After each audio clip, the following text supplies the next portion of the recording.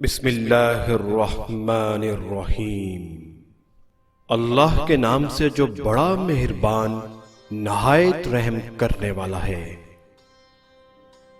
عزیز ساتھی اور دوستو، امام ابو حنیفہ رحمۃ اللہ علیہ نے بوسیدہ اور پھٹے پرانے کپڑوں میں ملبوس ایک شخص کو اپنی مجلس میں دیکھا تو فرمایا، یہ جائے نماز اٹھاؤ، اس کے نیچے جو کچھ رکھا ہے لے لو، یہ سب تمہارا ہے۔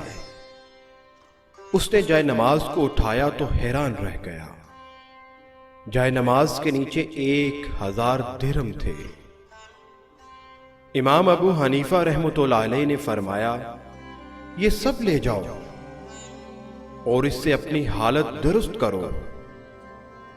عزیز ساتھیو، وہ شخص کہنے لگا، حضرت میں تو مالدار آدمی ہوں، اللہ نے مجھے بہت سی نعمتیں دی ہیں، مجھے ان درہم کی ضرورت نہیں۔